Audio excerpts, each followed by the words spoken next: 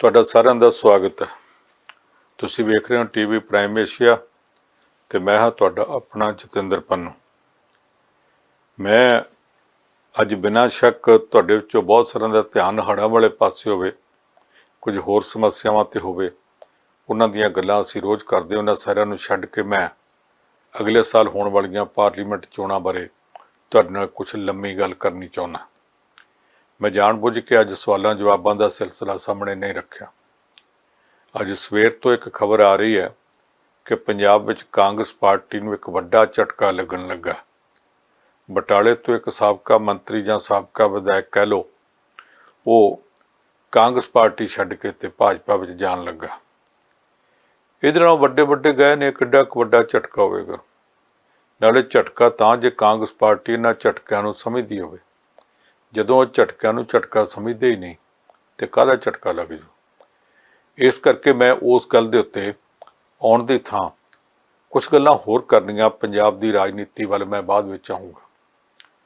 ਅਗਲੇ ਸਾਲ ਜਿਹੜੀਆਂ ਪਾਰਲੀਮੈਂਟ ਚੋਣਾਂ ਹੋਣੀਆਂ, ਉਹਨਾਂ ਵਾਸਤੇ 10 ਮਹੀਨੇ ਦਾ ਸਮਾਂ ਰਹਿ ਗਿਆ। ਜਿਨ੍ਹਾਂ ਨੇ ਕੰਮ ਕਰਨਾ ਹੋਵੇ ਉਹਨਾਂ ਵਾਸਤੇ 10 ਦਿਨ ਵੀ ਬਹੁਤ ਹੁੰਦੇ ਆ, ਤੇ ਜਿਨ੍ਹਾਂ ਨੇ ਗੱਪਾਂ ਮਾਰਨੀਆਂ ਹੋਣ ਤੇ ਰੱਬ ਵਾਸਤੇ ਦਿਨ ਕੱਟਣੇ ਹੋਣ, ਉਹਨਾਂ ਵਾਸਤੇ 10 ਸਾਲ ਵੀ ਫਾਲਤੂ ਹੁੰਦੇ ਨੇ। ਇੱਥੇ 10 ਮਹੀਨਿਆਂ ਦਾ ਸਮਾਂ, ਕਿਸੇ ਨੇ ਕੰਮ ਕਰਨਾ ਹੋਵੇ ਤੇ 10 ਮਹੀਨਿਆਂ 'ਚ ਬਹੁਤ ਕੁਝ ਕਰ ਸਕਦਾ। ਜੇ ਨਾ ਕਰਨਾ ਹੋਵੇ ਤੇ 10 ਮਹੀਨਿਆਂ 'ਚ 10 ਕਿਸਮ ਦੀਆਂ ਕਹਾਣੀਆਂ ਤੇ 100 ਕਿਸਮ ਦੀਆਂ ਗੱਪਾਂ ਮਾਰ ਕੇ ਵੀ ਸਮਾਂ ਗੁਜ਼ਾਰਿਆ ਜਾ ਸਕਦਾ। ਸਮਾਂ ਕਿਸੇ ਦੇ ਪਿਓ ਦਾ ਨੌਕਰ ਨਹੀਂ ਕਿ ਉਹਨਾਂ ਨੂੰ ਬੈਠਾ ਉਡੀਕਦਾ ਰਹੇਗਾ, ਤੁਸੀਂ ਆਓ ਮੇਰੇ ਨਾਲ ਮਿਲ ਕੇ ਚੱਲੋ। ਗੱਡੀ ਤੁਹਾਨੂੰ ਨਹੀਂ ਉਡੀਕਦੀ, ਤੁਹਾਨੂੰ ਗੱਡੀ ਨੂੰ ਉਡੀਕਣ ਵਾਸਤੇ ਸਟੇਸ਼ਨ ਤੇ ਪਹਿਲਾਂ ਜਾਣਾ ਪੈਣਾ। ਇਹ ਰਾਜਨੀਤੀ ਵੀ ਇਸੇ ਕਿਸਮ ਦੀ ਗੱਡੀ ਹੈ। ਜਿਹਨੇ ਕਿਸੇ ਲੀਡਰ ਨੂੰ ਉਡੀਕਣਾ ਨਹੀਂ, ਉਹਨੇ ਆਪਣੀ ਤੋਰ ਤੁਰਦੀ ਰਹਿਣਾ। ਜਿਨ੍ਹਾਂ ਨੇ ਮਿਲਣਾ ਭੱਜ ਕੇ ਮਿਲ ਪੈਣ, ਜਿਨ੍ਹਾਂ ਤੋਂ ਨਾ ਮਿਲਿਆ ਗਿਆ ਉਹ ਹੌਲੀ ਹੌਲੀ ਪਾਸੇ ਰਹਿ ਜਾਣਗੇ, ਗੱਡੀ ਨਿਕਲ ਜਾਵੇਗੀ। ਇਸ ਵੇਲੇ ਗੱਡੀ ਬੜੀ ਤੇਜ਼ੀ ਨਾਲ ਚੱਲ ਰਹੀ ਹੈ। ਦੇਸ਼ ਵਿੱਚ ਅਜੇ ਤੱਕ 2 ਪਾਰਟੀਆਂ ਵੱਡੀਆਂ ਨੇ। ਇੱਕ ਪਾਰਟੀ ਜਿਹਨੇ ਲੰਮਾ ਸਮਾਂ ਰਾਜ ਕੀਤਾ ਤੇ ਇਸ ਵੇਲੇ ਵਿਰੋਧੀ ਧਿਰ ਵਿੱਚ ਹੈ, ਬਹੁਤ ਡਾਮਾਡੋਲ ਸਥਿਤੀ 'ਚ ਹੈ। ਉਹਨਾਂ ਨੂੰ ਇਹ ਹੀ ਨਹੀਂ ਪਤਾ ਲੱਗਦਾ ਸਾਡਾ ਲੀਡਰ ਕੌਣ ਹੈ, ਇਹ ਹੀ ਨਹੀਂ ਪਤਾ ਲੱਗਦਾ ਕਿ ਮਾਰਗ ਕਿਹੜਾ ਤੇ ਮਾਰਗਦਰਸ਼ਕ ਕਿਹੜਾ। ਉਹ ਪਾਰਟੀ ਇਹੋ ਜਿਹੀ ਹਾਲਤ ਵਿੱਚ ਫਸੀ ਹੋਈ ਹੈ ਮੰਝਧਾਰ 'ਚ ਕਿ ਇੱਕ ਦੂਸਰੇ ਵੱਲ ਲੀਡਰ ਵੇਖਦੇ ਆ। ਦਿਲੋਂ ਹਰ ਕੋਈ ਚਾਹੁੰਦਾ ਕਿ ਮੈਂ ਸਿੱਧਾ ਹੀ ਛਾਲ ਮਾਰ ਕੇ ਪਾਰਟੀ ਦੀ ਪ੍ਰਧਾਨਗੀ ਲਵਾਂ ਤੇ ਜੇ ਮੌਕਾ ਬਣੇ ਤੇ ਪ੍ਰਧਾਨ ਮੰਤਰੀ ਬਣ ਜਾਵਾਂ। ਪਰ ਸੁਪਨੇ ਹੀ ਆ, ਸੁਪਨਿਆਂ ਦਾ ਕੀ ਜਿੰਨੇ ਮਰਜ਼ੀ ਲਈ ਜਾਓ, ਸੁਪਨਿਆਂ ਦਾ ਹਕੀਕਤਾਂ ਨਾਲ ਮੇਲ ਨਹੀਂ ਹੁੰਦਾ ਬਹੁਤੀ ਵਾਰੀ। ਉਹ ਡਾਕਟਰ APJ ਅਬਦੁਲ ਕਲਾਮ ਨੇ ਕਹਿ ਦਿੱਤਾ ਤੇ ਐਵੇਂ ਬਹੁਤ ਸਾਰੇ ਲੋਕ ਮੰਨੀ ਜਾਂਦੇ ਆ। ਵੱਡੇ ਸੁਪਨੇ ਲੈਣੇ ਚਾਹੀਦੇ ਆ, ਸੁਪਨੇ ਪੂਰੇ ਹੋ ਜਾਂਦੇ ਆ। ਡਾਕਟਰ APJ ਅਬਦੁਲ ਕਲਾਮ ਦੇ ਵੀ ਸੁਪਨੇ ਪੂਰੇ ਨਹੀਂ ਸੀ ਹੋਏ। ਉਹ ਤੇ ਪਾਇਲਟ ਬਣ ਗਿਆ ਸੀ, ਪਰ ਪਾਇਲਟ ਬਣ ਨਹੀਂ ਸੀ ਸਕੇ। ਬਾਅਦ 'ਚ ਮੁੜ ਕੇ ਸਾਇੰਸ ਦੀਆਂ ਖੋਜਾਂ ਵੱਲ ਤੁਰ ਪਏ, ਮਿਜ਼ਾਈਲ ਮੈਨ ਬਣ ਗਏ। ਪਹਿਲਾਂ ਉਹਨਾਂ ਪਾਇਲਟ ਬਣ ਕੇ ਆਉਣ ਵਾਲੇ VIP ਨੂੰ ਉਡੀਕਿਆ ਕਰਨਾ ਸੀ, ਫਿਰ ਦੂਸਰੇ ਪਾਸੇ ਚਲੇ ਗਏ ਜਿਹਦਾ ਸੁਪਨਾ ਵੀ ਨਹੀਂ ਸੀ ਲਿਆ, ਤੇ ਉਹ ਆਪ ਇਹੋ ਜਿਹੇ VIP ਬਣ ਗਏ ਕਿ ਉਹਨਾਂ ਨੂੰ ਕਈ ਪਾਇਲਟ ਖੜੇ ਉਡੀਕਦੇ ਸਨ।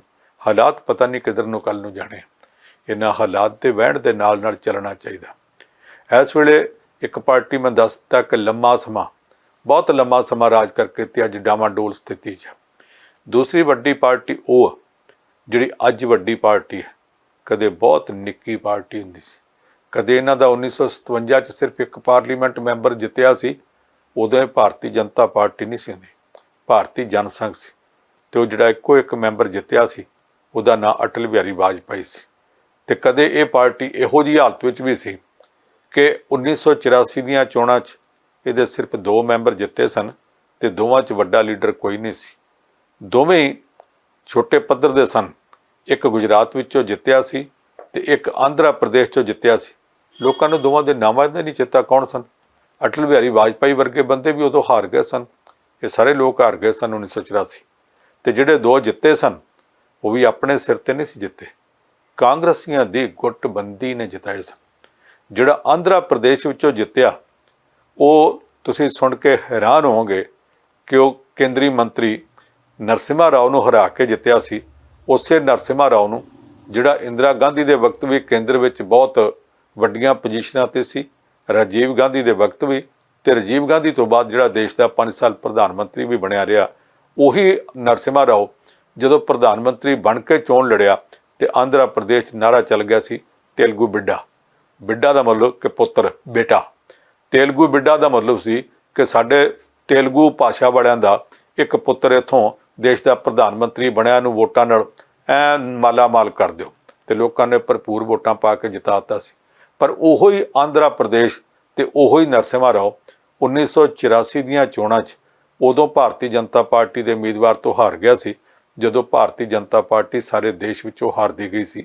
ਅਟਲ ਬਿਹਾਰੀ ਵਾਜਪਾਈ ਵਰਗੇ ਲੀਡਰ ਵੀ ਹਾਰ ਗਏ ਸੀ ਤੇ ਇੱਕ ਛੋਟੇ ਜਿਹੇ ਲੀਡਰ ਨੇ ਨਰਸਿਮਹਾ ਰਾਓ ਨੂੰ ਇਸ ਕਰਕੇ ਹਰਾ ਦਿੱਤਾ ਕਿ ਕਾਂਗਰਸ ਨੇ ਅੰਦਰੋਂ ਗੁੱਟਬੰਦੀ ਕਰਕੇ ਨਰਸਿਮਹਾ ਰਾਓ ਨੂੰ ਆਪ ਹਰਾਇਆ ਸੀ। ਹੁਣ ਇਸ ਵੇਲੇ ਭਾਰਤੀ ਜਨਤਾ ਪਾਰਟੀ ਚੜ੍ਹਤ ਵਿੱਚ ਹੈ। ਕਾਂਗਰਸੀ ਜਿਹੜੇ ਆ ਪਸਤ ਹਿੰਮਤ, ਯਾਨੀ ਹੌਸਲੇ ਢੱਠੇ ਜਿਹੇ ਜਿੱਦਾਂ ਹੁੰਦੇ ਆ, ਦਿਲ ਟੁੱਟਿਆਂ ਵਾਂਗ ਤੁਰਦੇ ਪਏ ਨੇ। ਔਰ ਸਭ ਤੋਂ ਮਾੜੀ ਗੱਲ ਇਹ ਹੈ ਕਿ ਬੰਦਾ ਉਹ ਅੱਗੇ ਤੁਰ ਸਕਦਾ ਜਿਹਦੇ ਵਿੱਚ ਕੁਝ ਕਰਨ ਦੀ ਚਾਹਤ ਹੋਵੇ, ਕੁਝ ਕਰਨ ਦੀ ਇੱਛਾ ਹੋਵੇ, ਕੁਝ ਕਰਨ ਦਾ ਇਰਾਦਾ ਹੋਵੇ। ਇਸ ਪਾਰਟੀ ਦੀ ਲੀਡਰਸ਼ਿਪ ਦੇ ਵਿੱਚ ਹਰ ਕੋਈ ਲੀਡਰ ਬਣਨਾ ਚਾਹੁੰਦਾ, ਪਰ ਪਾਰਟੀ ਵਾਸਤੇ ਕੁਝ ਕਰਨ ਦੀ ਚਾਹਤ ਬਹੁਤ ਥੋੜ੍ਹਿਆਂ ਦੇ ਮਨਾਂ 'ਚ। ਬਹੁਤੇ ਲੋਕ ਇਹੋ ਜਿਹੇ ਆ ਜਿਹੜੇ ਵਗਦੇ ਪਾਣੀ ਨਾਲ ਤੁਰੇ ਜਾਂਦੇ ਆ, ਕਹਿੰਦੇ ਠੀਕ ਆ ਜਦ ਤੱਕ ਗੱਡੀ ਚੱਲਦੀ ਇਹਦੇ ਨਾਲ ਆ, ਜਿੱਦਣ ਗੱਡੀ ਖੜਾਉਂਦੀ ਜਾਪੀ ਫਿਰ ਕੀ ਕਰਾਂਗੇ, ਮਾਰ ਕੇ ਛਾਲ ਦੂਸਰੇ ਪਾਸੇ ਭਾਜਪਾ 'ਚ ਚਲੇ ਜਾਵਾਂਗੇ।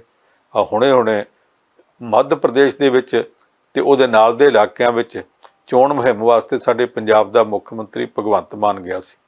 ਇਹਨੇ ਉੱਥੇ ਜਾ ਕੇ ਇੱਕ ਅਚਾਨਕ ਗੱਲ ਕਹਿਤੀ ਜਿਹੜੀ ਬਹੁਤ ਚਰਚਾ ਦਾ ਵਿਸ਼ਾ ਬਣੀ। ਕਹਿੰਦੇ ਜੀ ਕਾਂਗਰਸੀਆਂ ਨੂੰ ਤੁਸੀਂ ਜਿਤਾ ਕੇ ਕੀ ਕਰੋਗੇ, ਇਹ ਤਾਂ ਇੱਕ ਕਿਸਮ ਦਾ ਵਿਧਾਇਕਾਂ ਦਾ ਸੇਲ ਕਾਊਂਟਰ ਹੈ। ਬੰਦੇ ਜਿਹੜੇ ਆ ਤੁਸੀਂ ਇਹਨਾਂ ਦੇ ਜਿਤਾ ਕੇ ਭੇਜਦੇ ਆ ਤੇ ਮੁੜ ਕੇ ਇਹਨਾਂ ਨੂੰ ਛੱਡ ਕੇ ਤੇ ਭਾਜਪਾ 'ਚ ਚਲੇ ਜਾਂਦੇ ਆ।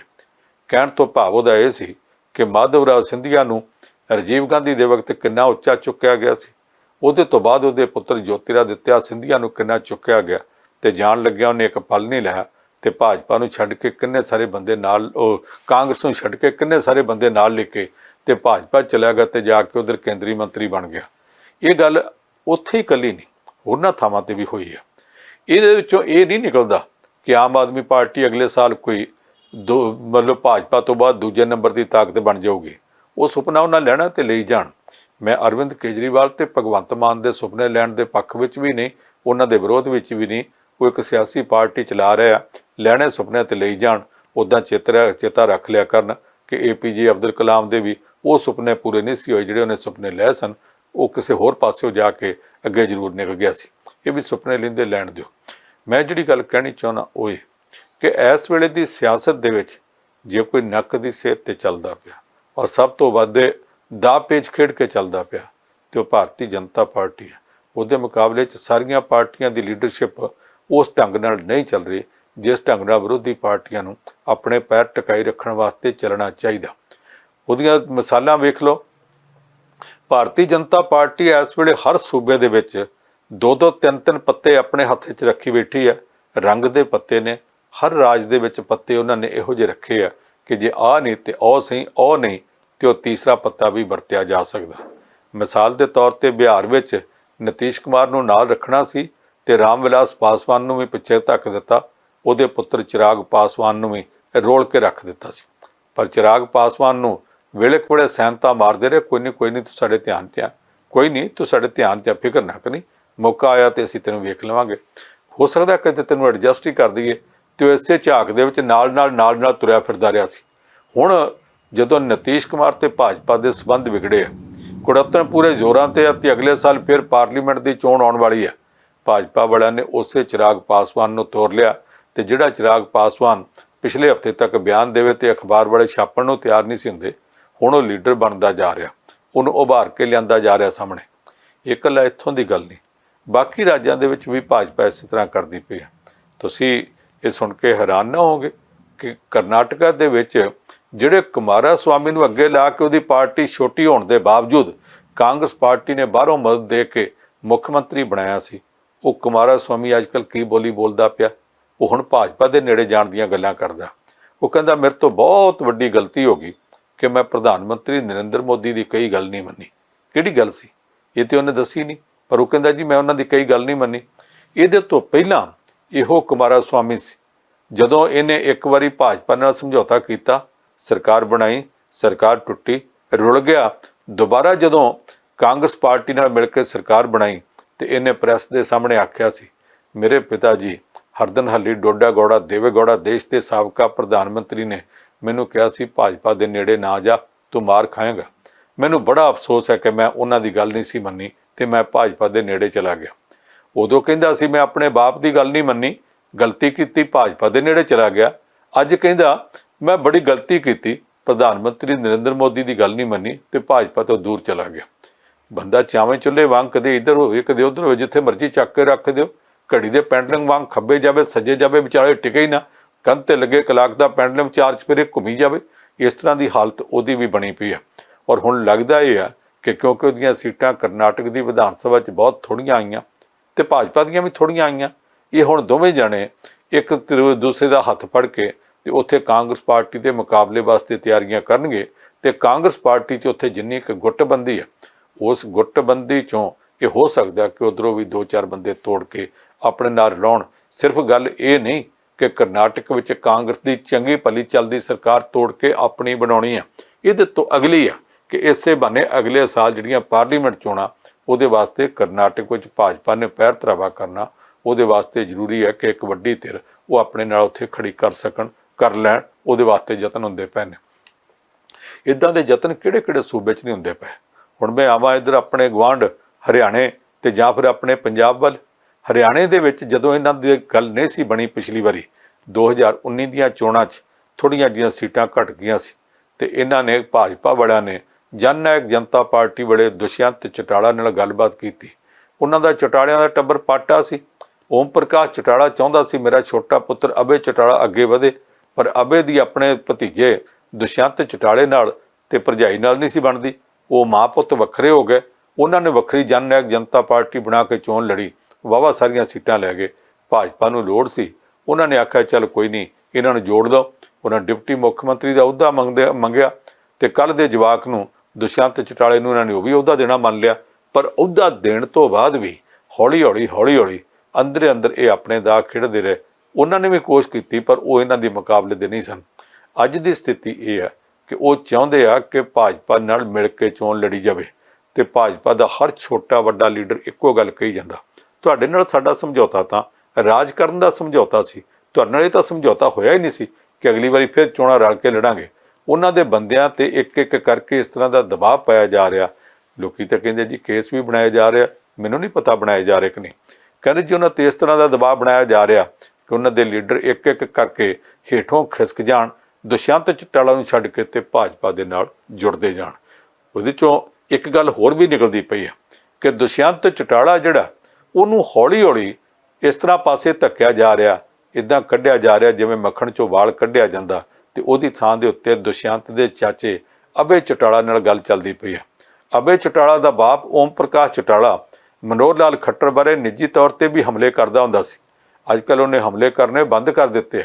ਉਹ ਕੋਸ਼ਿਸ਼ ਕਰਦਾ ਪਿਆ ਕਿ ਕਿਸੇ ਤਰੀਕੇ ਮੇਰੀ ਗੱਲ ਤਾਂ ਨਹੀਂ ਬਣੀ ਤੇ ਮੈਂ ਆਪਣੇ ਪੁੱਤਰ ਛੋਟੇ ਅਭੈ ਚੌਟਾਲਾ ਨੂੰ ਐਡਜਸਟ ਕਰ ਦਿਆਂ। ਉਹ ਆਪਣੇ ਪੋਤਰੇ ਤੇ ਵੱਡੇ ਪੁੱਤਰ ਅਜੇ ਚੌਟਾਲਾ ਨੂੰ ਛੱਡ ਕੇ ਛੋਟੇ ਪੁੱਤਰ ਨੂੰ ਐਡਜਸਟ ਕਰਾਉਣ ਵਾਸਤੇ ਇਸ ਵੇਲੇ ਭਾਜਪਾ ਦੇ ਨੇੜੇ ਲੱਗਦਾ ਪਿਆ ਤੇ ਭਾਜਪਾ ਉੱਥੇ ਵੀ ਦੋਹਰੇ ਪੱਤੇ ਖੇਡਦੀ ਹੈ। ਜਦੋਂ ਜਨ ਨਾਇਕ ਜਨਤਾ ਪਾਰਟੀ ਤੇ ਦੁਸ਼ਯੰਤ ਚੌਟਾਲਾ ਨਾਲ ਸਮਝੌਤਾ ਕਰਨਾ ਸੀ ਤੇ ਉਹਦੇ ਚਾਚੇ ਅਭੈ ਚੌਟਾਲਾ ਨੂੰ ਖੁੰਝੇ ਲਾਤਾ ਸੀ। ਹੁਣ ਦੁਸ਼ਯੰਤ ਨੂੰ ਖੁੰਝੇ ਲਾਉਣਾ ਤੇ ਉਹਦੇ ਤੋਂ ਪਹਿਲਾਂ ਅਭੈ ਚੌਟਾਲਾ ਨਾਲ ਤਾਰਾਂ ਜੁੜਦੀਆਂ ਪਈਆਂ ਨੇ। ਕੱਲ੍ਹ ਨੂੰ ਕੀ ਸਿੱਟੇ ਨਿਕਲਦੇ ਆ ਤੇ ਸਾਹਮਣੇ ਆਉਂਦੇ ਆ, ਇਹ ਅਸੀਂ ਉਦੋਂ ਵੇਖਾਂਗੇ। ਹਾਲਾਤ ਹਰਿਆਣੇ ਵਿੱਚ ਵੀ ਬਦਲਦੇ ਪਏ ਆ, ਪਰ ਮੈਂ ਹਰਿਆਣੇ ਤੱਕ ਸੀਮਿਤ ਨਹੀਂ ਰਹਿਣਾ ਚਾਹੁੰਦਾ। ਅਸਲ ਗੱਲ ਇਹ ਆ ਕਿ ਮੈਂ ਪੰਜਾਬ ਵਿੱਚ ਆਉਣਾ ਚਾਹੁੰਦਾ ਸੀ, ਹੁਣ ਅਸੀਂ ਆ ਗਏ ਹਾਂ ਪੰਜਾਬ ਦੇ ਵਿੱਚ। ਪੰਜਾਬ ਦੇ ਵਿੱਚ ਆਮ ਆਦਮੀ ਪਾਰਟੀ ਅਜੇ ਤੱਕ ਆਪਣੇ ਬੰਦਿਆਂ ਤੋਂ ਕੋਈ ਖਤਰਾ ਮਹਿਸੂਸ ਨਹੀਂ ਕਰਦੀ। ਹਾਲਾਂਕਿ ਮੈਨੂੰ ਇਹ ਲੱਗਦਾ ਕਿ ਉਹਨਾਂ ਦੇ 1-2 ਬੰਦੇ ਖਿਸਕਣ ਨੂੰ ਤਿਆਰ ਫਿਰਦੇ ਆ। ਉਹ ਖਿਸਕ ਸਕਦੇ ਆ। ਇੱਕੋ ਹੀ ਉਹਨਾਂ ਨੂੰ ਡਰ ਹੈ ਕਿ ਸਾਡੀ ਵਿਧਾਨ ਸਭਾ ਵਾਲੀ ਸੀਟ ਜਾਂਦੀ ਰਹੇਗੀ। ਉਹ ਵਿਧਾਨ ਸਭਾ ਵਾਲੀ ਸੀਟ ਦਾ ਰਿਸਕ ਆਪ ਵੀ ਨਹੀਂ ਲੈਣਾ ਚਾਹੁੰਦੇ ਤੇ ਭਾਜਪਾ ਵੀ ਨਹੀਂ ਚਾਹੁੰਦੀ ਕਿ ਉਹਨਾਂ ਦੀ ਸੀਟ ਦਾ ਰਿਸਕ ਲਈਏ, ਕਿਉਂਕਿ ਜੇ ਉੱਥੇ ਉਪ ਚੋਣ ਹੋਈ ਤੇ ਜਾਂ ਉੱਥੇ ਆਮ ਆਦਮੀ ਪਾਰਟੀ ਜਿੱਤੇਗੀ ਜਾਂ ਜੇ ਕੋਈ ਪੇਂਡੂ ਇਲਾਕਾ ਹੋਇਆ ਉੱਥੇ ਅਕਾਲੀਆਂ ਨਾਲ ਮੁਕਾਬਲਾ ਹੋ ਸਕਦਾ, ਸ਼ਹਿਰੀ ਇਲਾਕਾ ਹੋਇਆ ਤੇ ਕਾਂਗਰਸ ਨਾਲ ਹੋ ਸਕਦਾ। ਭਾਜਪਾ ਇਹ ਸਮਝਦੀ ਆ ਕਿ ਸਾਡੇ ਨਾਲ ਸ਼ਾਇਦ ਮੁਕਾਬਲਾ ਨਾ ਹੋਵੇ ਤੇ ਅਸੀਂ ਇੱਦਾਂ ਦੀ ਇੱਕ ਵਾਰੀ ਗਲਤੀ ਕਰਕੇ ਦਿੱਲੀ 'ਚ ਮਾਰ ਖਾਧੀ ਇੱਕ ਬੰਦੇ ਤੋਂ ਅਸਤੀਫਾ ਦਵਾ ਕੇ ਪੰਜਾਬ 'ਚੋਂ ਨਾ ਕਰੀਏ। ਇਸ ਕਰਕੇ ਅਜੇ ਉਹ ਜੱਕੋ ਤੱਕਾਂ 'ਚ। ਪਰ ਕੁਝ ਹੋਰ ਗੱਲਾਂ ਨੇ ਜਿਨ੍ਹਾਂ ਦੇ ਉੱਤੇ ਧਿਆਨ ਦੇਣ ਦੀ ਲੋੜ ਹੈ। ਜਿੱਦਾਂ ਮੈਂ ਦੱਸਿਆ ਕਿ ਬਿਹਾਰ ਦੇ ਵਿੱਚ ਭਾਜਪਾ ਨੇ ਦੋਵੇਂ ਹੱਥੀ ਲੱਡੂ ਰੱਖੇ ਸੀ। ਇੱਕ ਪੱਤਾ ਇਹਨਾਂ ਦੇ ਕੋਲ ਸਿਆਸਤ ਵਿੱਚ ਖੇਡਣ ਵਾਸਤੇ ਨਿਤੀਸ਼ ਕੁਮਾਰ ਸੀ ਰਾਮ ਵਿਲਾਸ ਪਾਸਵਾਨ ਦੇ ਖਿਲਾਫ ਉਹਨੂੰ ਵਰਤਿਆ ਸੀ। ਤੇ ਜਦੋਂ ਉਹਦੇ ਨਾਲ ਨੇੜ ਬਣਿਆ ਸੀ, ਰਾਮ ਵਿਲਾਸ ਪਾਸਵਾਨ ਦੇ ਪੁੱਤਰ ਚਿਰਾਗ ਪਾਸਵਾਨ ਨੂੰ ਖੂੰਜੇ ਲਾਤਾ ਸੀ, ਅੱਖ ਨਹੀਂ ਸੀ ਮਿਲਾਉਂਦੇ। ਉੱਦਾਂ ਵੇਲੇ ਕੋਲੇ ਫੋਨ ਕਰਕੇ ਕਹੀ ਜਾਂਦੇ ਸੀ ਤੂੰ ਟਿਕਿਆ ਰਹੀ, ਤੇਰਾ ਸਾਨੂੰ ਚੇਤਾ ਹੈ, ਅਸੀਂ ਕਿਤੇ ਨਾ ਕਿਤੇ ਤੈਨੂੰ ਐਡਜਸਟ ਕਰਾਂਗੇ। ਨਤੀਸ਼ ਨਾਲ ਗੱਲ ਵਿਗੜੀ ਤੇ ਉਹਦੇ ਨਾਲ ਸਮਝੌਤਾ ਕਰਦੇ ਪਏ। ਇਸੇ ਤਰ੍ਹਾਂ ਪੰਜਾਬ ਦੇ ਵਿੱਚ ਵੀ ਭਾਜਪਾ ਇੱਕ ਬੜੀ ਤਗੜੀ ਖੇਡ ਖੇਡਦੀ ਪਈ ਆ। ਉਹਨਾਂ ਨੇ ਪਿਛਲੇ ਸਮੇਂ 'ਚ ਜਦੋਂ ਜਲੰਧਰ ਦੀ ਪਾਰਲੀਮੈਂਟ ਦੀ ਉਪ ਚੋਣ ਸੀ, ਇਸ ਉਪ ਚੋਣ ਦੇ ਦੌਰਾਨ ਬੀਬੀ ਜਗੀਰ ਕੌਰ ਸ਼੍ਰੋਮਣੀ ਗੁਰਦੁਆਰਾ ਪ੍ਰਬੰਧਕ ਕਮੇਟੀ ਦੀ ਸਾਬਕਾ ਪ੍ਰਧਾਨ ਤੇ ਪੰਜਾਬ ਦੀ ਸਾਬਕਾ ਮੰਤਰੀ, ਉਹਨਾਂ ਦੇ ਨਾਲ ਨੇੜ ਬਣਾਇਆ ਔਰ ਨੇੜ ਕਰਕੇ ਇੱਥੇ ਇੱਕ ਪੈਲਸ ਵਿੱਚ ਬਹੁਤ ਵੱਡਾ ਸਮਾਗਮ ਕੀਤਾ ਗਿਆ, ਜਿਹਦੇ ਵਿੱਚ ਕੇਂਦਰ ਤੋਂ ਭਾਜਪਾ ਦੇ ਲੀਡਰ ਆਏ। ਬੀਬੀ ਜੀ ਨੇ ਇੱਕ ਮੰਗ ਪੱਤਰ ਪੜ੍ਹਿਆ ਕਿ ਸਾਡੀਆਂ ਪੰਜਾਬ ਦੀਆਂ ਤੇ ਖਾਸ ਕਰਕੇ ਸਾਡੀਆਂ ਸਿੱਖਾਂ ਦੀਆਂ ਆਹ ਮੰਗਾਂ, ਤੁਸੀਂ ਇਹਨਾਂ ਤੇ ਵਿਚਾਰ ਕਰੋਗੇ। ਉਹਨਾਂ ਨੇ ਇਹ ਨਹੀਂ ਆਖਿਆ ਮੰਗਾਂ ਮੰਨ ਲੈਂਦੇ ਆ, ਉਹਨਾਂ ਆਖਿਆ ਜੀ ਵਿਚਾਰ ਕਰਾਂਗੇ। ਵਿਚਾਰ ਕਰਨ ਤੋਂ ਬਾਅਦ ਮੰਗ ਮੰਨੀ ਵੀ ਜਾ ਸਕਦੀ ਹੈ, ਮੰਗ ਰੱਦ ਵੀ ਕੀਤੀ ਜਾ ਸਕਦੀ ਹੈ। ਉਹ ਵਿਚਾਰ ਦਾ ਵਾਅਦਾ ਕਰ ਗਏ, ਬੀਬੀ ਜੀ ਨੇ ਹਮਾਇਤ ਦਾ ਵਾਅਦਾ ਕਰ ਦਿੱਤਾ, ਪਰ ਉਸ ਹਮਾਇਤ ਤੋਂ ਬਾਅਦ ਵੀ ਨਾ ਉਹਨਾਂ ਨੇ ਬੀਬੀ ਜੀ ਨਾਲ ਉਸ ਹੱਦ ਤੱਕ ਨੇੜਤਾ ਬਣਾਈ ਜਿਹਨੇ ਸਿਆਸੀ ਤੌਰ ਤੇ ਬਣਨੀ ਚਾਹੀਦੀ ਸੀ, ਤੇ ਨਾ ਬੀਬੀ ਜੀ ਨੂੰ ਪਿੱਛੇ ਕੀਤਾ। ਸੁਖਦੇਵ ਸਿੰਘ ਢੀਂਡਸਾ ਨਾਲ ਵੀ ਨੇੜਤਾ ਬਣਾਈ ਰੱਖੀ, ਪਰ ਬਹੁਤਾ ਅੱਗੇ ਨਹੀਂ ਸੀ ਰਿਹਾ, ਕਿਉਂਕਿ ਗੱਲ ਚੱਲਦੀ ਪਈ ਸੀ ਬਾਦਲ ਅਕਾਲੀ ਦਲ ਦੇ ਨਾਲ। ਇਹ ਕੋਸ਼ਿਸ਼ ਸੀਗੀ ਕਿ ਉਹਨਾਂ ਨੂੰ ਆਪਣੇ ਨਾਲ ਜੋੜ ਲਿਆ ਜਾਵੇ। ਅੱਗੋਂ ਹੁਣ ਬਾਦਲ ਅਕਾਲੀ ਦਲ ਜੇ ਜੁੜ ਜਾਂਦਾ ਤੇ ਨਾ ਤਾਂ ਸੁਖਦੇਵ ਸਿੰਘ ਢੀਂਡਸਾ ਦੇ ਧੜੇ ਦੀ ਕੋਈ ਕਦਰ ਪੈਣੀ ਸੀ। ਇਹਨਾਂ ਨੂੰ ਸੁਖਬੀਰ ਹੋਰਾਂ ਨੇ ਪਹਿਲਾਂ ਹੀ ਕਹਿ ਦੇਣਾ ਸੀ ਜੀ ਫਿਰ ਇਹਨਾਂ ਨੂੰ ਪਾਸੇ ਕਰ ਦਿਓ। ਨਾ ਬੀਬੀ ਜਗੀਰ ਕੌਰ ਦੇ ਧੜੇ ਦੀ ਕੋਈ ਕਦਰ ਪੈਣੀ ਸੀ, ਉਹਨਾਂ ਨੇ ਕਹਿਣਾ ਹੈ ਜੀ ਬੀਬੀ ਜੀ ਨਾਲ ਸਾਡਾ ਬਹੁਤ ਵਿਰੋਧ ਹੈ, ਕੌੜਾ ਵਿਰੋਧ ਹੈ, ਇਹਨਾਂ ਨੂੰ ਪਾਸੇ ਕਰ ਦਿਓ। ਤੇ ਭਾਜਪਾ ਨੇ 1 ਮਿੰਟ ਨਹੀਂ ਸੀ ਲਾਉਣਾ, ਉਹਨੇ ਖੜਾ ਛੱਡ ਦੇਣਾ ਸੀ, ਠੀਕ ਆ ਤੁਹਾਡੇ ਨਾਲ ਅਸੀਂ ਲੱਗ ਗਏ, ਤੁਸੀਂ ਵੱਡੀ ਧਿਰ ਆ, ਇਹਨਾਂ ਨੂੰ ਆਪਾਂ ਪੁੱਛਦੇ ਹੀ ਨਹੀਂ। ਹੁਣ ਜਦੋਂ ਵੇਖਿਆ ਕਿ ਬਾਦਲ ਅਕਾਲੀ ਦਲ ਪਿਛਲਖੁਰੀ ਤੁਰ ਪਿਆ, ਪਛਾਣ ਨੂੰ ਤੁਰ ਪਿਆ, ਅਸਲ 'ਚ ਸਥਿਤੀ ਇਹ ਹੈ ਸਿੱਖ ਲੀਡਰਾਂ ਵਿੱਚੋਂ, ਸਿੱਖ ਚਿੰਤਕਾਂ ਵਿੱਚੋਂ, ਸਿੱਖ ਵਿਦਵਾਨਾਂ ਵਿੱਚੋਂ ਔਰ ਖਾਸ ਕਰਕੇ ਅਕਾਲੀ ਦਲ ਨਾਲ ਲੰਮਾ ਸਮਾਂ ਰਹੇ ਔਰ ਸ਼੍ਰੋਮਣੀ ਕਮੇਟੀ ਦੇ ਵਿੱਚ ਵੀ ਵੱਡੇ ਅਹੁਦਿਆਂ ਤੇ ਰਹਿ ਚੁੱਕੇ ਜਿਹੜੇ ਲੋਕਾਂ ਨਾਲ ਮੇਰੀ ਗੱਲ ਹੋਈ ਆ, ਉਹ ਸਾਰੇ ਕਹਿੰਦੇ ਆ ਕਿ 2 ਬੇੜੀਆਂ ਦਾ ਸਵਾਰ ਨਹੀਂ ਹੋਇਆ ਜਾ ਸਕਦਾ। ਜਿਹੜੀ ਦੁਬਿਧਾ ਉਹ ਬੰਦੇ ਨੂੰ ਮਾਰ ਦਿੰਦੀ ਹੈ। ਅਕਾਲੀ ਦਲ ਦੀ ਲੀਡਰਸ਼ਿਪ 2 ਚੋਂ ਇੱਕ ਚੁਣੇ, ਜਾਂ ਤਾਂ ਵਕਾਰ ਤੇ ਸਰਕਾਰ ਚੁਣੇ, ਜਾਂ ਫਿਰ ਕਮਾਈ ਤੇ ਗੋਲਕਾਂ ਤੇ ਜਿਹੜੇ ਹੈਗੇ ਆ ਨੋਟਾਂ ਦੀਆਂ ਪੰਡਾਂ ਗਿਣ ਲਵੇ। ਉਹ ਕਹਿੰਦੇ ਜੀ ਇਸ ਵੇਲੇ ਬਾਦਲ ਅਕਾਲੀ ਦਲ ਦੀ ਲੀਡਰਸ਼ਿਪ ਇਸ ਫਿਕਰ ਵਿੱਚ ਬਿਲਕੁਲ ਕੋਈ ਨੀਵੀਂ ਨਹੀਂ ਪਾ ਰਹੀ ਕਿ ਸਾਡੀਆਂ ਸਿਰਫ 3 ਸੀਟਾਂ ਵਿਧਾਨ ਸਭਾ ਵਿੱਚ ਰਹਿ ਗਈਆਂ ਸਨ। ਉਹਨਾਂ ਨੂੰ ਇਸ ਗੱਲ ਦੀ ਕੋਈ ਚਿੰਤਾ ਨਹੀਂ ਕਿ ਅਗਲੀ ਵਾਰੀ ਪਾਰਲੀਮੈਂਟ ਚੋਣਾਂ ਵਿੱਚ ਸਾਡਾ ਕੀ ਹੋਵੇਗਾ। ਉਹਨਾਂ ਨੂੰ ਇੱਕੋ ਗੱਲ ਦੀ ਚਿੰਤਾ, ਤੇ ਉਹ ਚਿੰਤਾ ਸਿਰਫ ਤੇ ਸਿਰਫ ਇਹ ਹੈ ਕਿ ਜਿਵੇਂ ਵੀ ਹੋਵੇ ਅਸੀਂ ਅਗਲੀਆਂ ਚੋਣਾਂ ਤੋਂ ਪਹਿਲਾਂ ਸਾਡੀ ਹੋਰ ਗੱਲ ਬਣੇ ਨਾ ਬਣੇ, ਪਰ ਸਾਡਾ ਜਿੱਥੋਂ ਕਮਾਈ ਦਾ ਰਾਹ ਖੁੱਲ੍ਹਾ ਉਹ ਸਾਡਾ ਚੱਲਦਾ ਰਹਿਣਾ ਚਾਹੀਦਾ। ਪਤਾ ਨਹੀਂ ਇਹ ਗੱਲ ਕਿੰਨੀ ਸੱਚ ਹੈ ਕਿੰਨੀ ਨਹੀਂ, ਮੈਂ ਇਹਦੇ 'ਚ ਨਹੀਂ ਜਾਂਦਾ, ਪਰ ਇਹ ਗੱਲ ਪੱਕੀ ਹੈ ਕਿ ਹੁਣ ਜਿਸ ਤਰ੍ਹਾਂ ਗੁਰਬਾਣੀ ਪ੍ਰਸਾਰਣ ਬਾਰੇ ਸ਼੍ਰੋਮਣੀ ਗੁਰਦੁਆਰਾ ਪ੍ਰਬੰਧਕ ਕਮੇਟੀ ਤੋਂ ਐਲਾਨ ਕਰਵਾਇਆ ਗਿਆ, ਐਲਾਨ ਕਰਵਾ ਕੇ ਵਾਰ-ਵਾਰ ਬਦਲਾਇਆ ਗਿਆ, ਉਹਦੇ ਨਾਲ ਆਮ ਲੋਕਾਂ ਵਿੱਚ ਇਹ ਪ੍ਰਭਾਵ ਚਲਾ ਗਿਆ ਕਿ ਬਾਦਲ ਅਕਾਲੀ ਦਲ ਵਾਸਤੇ ਜਿਹੜੀ ਕਮਾਈ ਆ ਉਹ ਸਿਆਸੀ ਕਮਾਈ ਉਹ ਪਿੱਛੇ ਆ, ਤੇ ਉਹਦੇ ਨਾਲ ਜ਼ਿਆਦਾ ਜਿਹੜੀ ਦੂਸਰੀ ਕਮਾਈ ਆ ਉਹਨੂੰ ਪਹਿਲ ਦਿੱਤੀ ਜਾ ਰਹੀ ਹੈ। ਇਹ ਉਹਨਾਂ ਦਾ ਮਾਮਲਾ ਹੈ। ਪਰ ਜਿਹੜੀ ਗੱਲ ਨੋਟ ਕਰਨ ਵਾਲੀ ਉਹ ਇਹ ਹੈ ਕਿ ਜਦੋਂ ਦਾ ਇਹ ਸਿਗਨਲ ਚਲਾ ਗਿਆ ਕਿ ਬਾਦਲ ਅਕਾਲੀ ਦਲ ਆਪਣੇ ਵਕਾਰ ਤੇ ਸਰਕਾਰ ਬਣਾਉਣ ਵਾਸਤੇ ਸੀਰੀਅਸ ਨਹੀਂ, ਹੋਰ ਪਾਸਿਆਂ ਤੇ ਜ਼ਿਆਦਾ ਸੀਰੀਅਸ ਆ, ਉਦੋਂ ਤੋਂ ਭਾਜਪਾ ਵਾਲਿਆਂ ਨੇ ਵੀ ਥੋੜੀ ਜਿਹੀ ਨਿਗਾਹ ਬਦਲ ਲਈ ਆ। ਉਹ ਉਹਨਾਂ ਨੂੰ ਛੱਡ ਕੇ ਤੇ ਫਿਰ ਉਹ ਦੂਸਰੇ ਲੀਡਰਾਂ ਵਾਲੇ ਪਾਸੇ ਚਲੇ ਗਏ ਆ। NDA ਦੀ ਮੀਟਿੰਗ ਸੱਦੀ ਗਈ ਆ, ਜਿਹੜਾ ਨੈਸ਼ਨਲ ਡੈਮੋਕ੍ਰੈਟਿਕ ਅਲਾਇੰਸ ਇਹਨਾਂ ਦਾ ਗੱਠਜੋੜ ਇਹਨਾਂ ਬਣਾ ਲਿਆ ਇਸ ਵੇਲੇ ਭਾਜਪਾ ਨੇ, ਉਹਦੇ ਵਿੱਚ ਸੁਖਦੇਵ ਸਿੰਘ ਢੀਂਡਸਾ ਦੇ ਧੜੇ ਨੂੰ ਸੱਦਾ ਦੇ ਦਿੱਤਾ, ਪਰ ਸੁਖਬੀਰ ਸਿੰਘ ਬਾਦਲ ਵਾਲੇ ਧੜੇ ਨੂੰ ਸੱਦਾ ਨਹੀਂ ਦਿੱਤਾ। ਇਹ ਕੀ ਦੱਸਦਾ ਕਿ ਨਤੀਸ਼ ਕੁਮਾਰ ਨੂੰ ਪਾਸੇ ਰੱਖ ਕੇ ਤੇ ਚਿਰਾਗ ਪਾਸਵਾਨ ਨੂੰ ਸੱਦਿਆ ਜਾ ਰਿਹਾ। ਕਰਨਾਟਕਾ ਦੇ ਵਿੱਚ ਕੁਮਾਰ ਸਵਾਮੀ ਨੂੰ ਸੱਦਣ ਦੀ ਗੱਲ ਹੁੰਦੀ ਪਈ ਹੈ, ਉਸੇ ਤਰ੍ਹਾਂ ਇੱਥੇ ਸੁਖਦੇਵ ਸਿੰਘ ਢੀਂਡਸਾ ਨੂੰ ਸੱਦਣ ਦੀ ਗੱਲ ਹੁੰਦੀ ਪਈ ਹੈ। ਦੂਸਰੇ ਪਾਸੋਂ ਪੰਜਾਬ ਦੀ ਹਾਲਤ ਇਹ ਆ ਕਿ ਇੱਥੇ ਜਿਹੜੀ ਕਾਂਗਰਸ ਪਾਰਟੀ ਆ ਉਹਨਾਂ ਨੂੰ ਇਸ ਗੱਲ ਦੀ ਚਿੰਤਾ ਹੀ ਨਹੀਂ ਕਿ ਸਾਡੇ ਥੱਲਿਓਂ ਬੇਸ ਖੁਰ ਗਿਆ। ਇਹਨਾਂ ਦੇ ਵਿੱਚੋਂ ਜਿਹੜਾ ਕੋਈ ਜਾਂਦਾ ਇਹ ਕਹਿੰਦੇ ਚਲੇ ਜਾਣ ਦਿਓ, ਸਾਨੂੰ ਕੀ ਫਰਕ ਪੈਂਦਾ। ਇਹਨਾਂ ਨੂੰ ਮੈਂ ਕਹਿਣਾ ਚਾਹੁੰਦਾ ਇੱਕ ਗੱਲ ਯਾਦ ਕਰੋ, 1998 'ਚ ਜਿਸ ਦਿਨ ਮਮਤਾ ਬੈਨਰਜੀ ਦਿੱਲੀ ਤੋਂ ਛੱਡ ਕੇ ਰੁੱਸ ਕੇ ਤੁਰੀ ਆ ਕਿ ਮੈਂ ਤਾਂ ਫਿਰ ਵੱਖਰੀ ਪਾਰਟੀ ਬਣਾਉਂਗੀ, ਉਹ 에ਅਰਪੋਰਟ ਨੂੰ ਜਾਂਦੀ ਗਈ ਪਈ ਸੀਗੀ, ਉਹਨੂੰ ਪਿੱਛੋਂ ਸੋਨੀਆ ਗਾਂਧੀ ਦਾ ਫੋਨ ਆਇਆ। ਸੋਨੀਆ ਗਾਂਧੀ ਉਦੋਂ ਕਾਂਗਰਸ ਦੀ ਪ੍ਰਧਾਨ ਅਜੇ ਨਹੀਂ ਸੀ ਬਣੀ। ਉਹਨੂੰ ਆਖਿਆ ਮੈਨੂੰ 2 ਮਿੰਟ ਮਿਲ ਕੇ ਜਾ।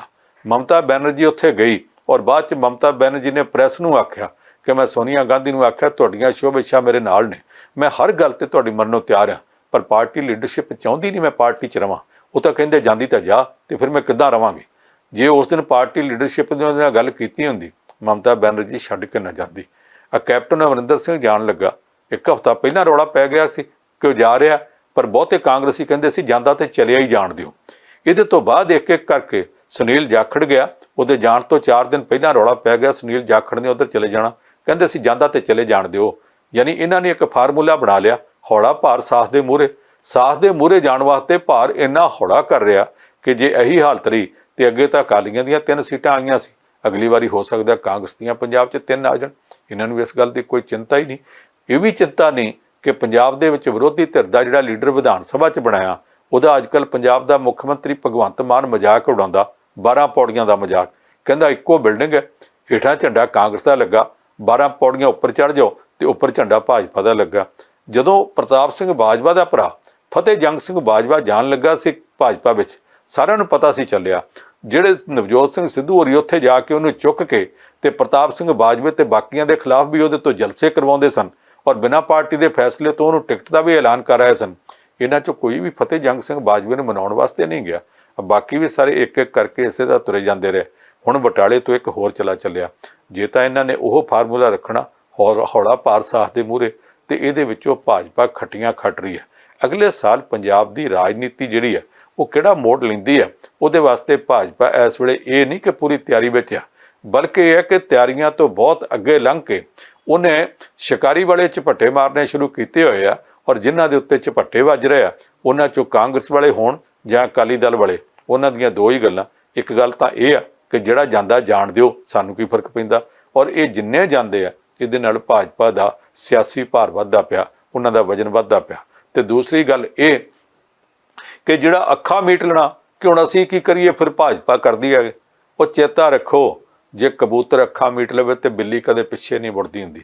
ਪੰਜਾਬ ਦੀ ਅਗਲੇ ਸਾਲ ਦੀ ਰਾਜਨੀਤੀ ਜਿੱਧਰ ਨੂੰ ਜਾਂਦੀ ਪਈ ਹੈ, ਭਾਜਪਾ ਰਾਜਨੀਤਿਕ ਪਾਰਟੀ, ਅਕਾਲੀ ਦਲ, ਕਾਂਗਰਸ ਰਾਜਨੀਤਿਕ ਪਾਰਟੀ, ਆਮ ਆਦਮੀ ਪਾਰਟੀ ਰਾਜਨੀਤਿਕ ਪਾਰਟੀ ਹੈ। ਇਹਨਾਂ 'ਚੋਂ ਕੌਣ ਜਿੱਤਦਾ ਕੌਣ ਹਾਰਦਾ ਮੈਨੂੰ ਉਹਦੇ ਨਾਲ ਫਰਕ ਨਹੀਂ ਪੈਂਦਾ। ਇੱਕ ਪੱਤਰਕਾਰ ਦੇ ਤੌਰ ਤੇ ਚੀਰ ਫਾੜ ਕਰਨਾ ਮੇਰਾ ਕੰਮ ਹੈ ਤੇ ਉਹ ਮੈਂ ਕਰਦਾ ਰਹੂੰਗਾ।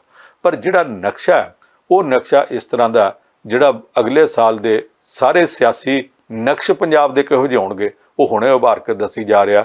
ਇਸ ਹੁਣ ਵਾਲੇ ਨਕਸ਼ੇ ਦੇ ਵਿੱਚੋਂ ਜਿਹੜੇ ਨਕਸ਼ ਉੱਭਰਤੇ ਆ ਉਹ ਤੋਂ ਪੰਜਾਬ ਦੀ ਰਾਜਨੀਤੀ ਦੇ ਮਹਾਰਥੀਆਂ ਨੂੰ ਚਿੰਤਤ ਹੋਣਾ ਚਾਹੀਦਾ, ਫਿਕਰਮੰਦ ਹੋਣਾ ਚਾਹੀਦਾ, ਪਰ ਉਹ ਅਜੇ ਤੱਕ ਬਿਲਕੁਲ ਨਹੀਂ।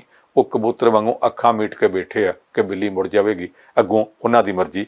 ਇੰਨੀਆਂ ਇੱਕ ਗੱਲਾਂ ਨਾਲ ਤੁਹਾਡੇ ਸਾਰਿਆਂ ਤੋਂ ਆਗਿਆ ਚਾਹੁੰਦਾ। ਤੁਹਾਡਾ ਸਾਰਿਆਂ ਦਾ ਬਹੁਤ ਬਹੁਤ ਧੰਨਵਾਦ। ਦੇਖਦੇ ਰਹੋ ਟੀਵੀ ਪ੍ਰਾਈਮ ਏਸ਼ੀਆ, ਤੁਹਾਡਾ ਆਪਣਾ, ਤੁਹਾਡੇ ਲਈ।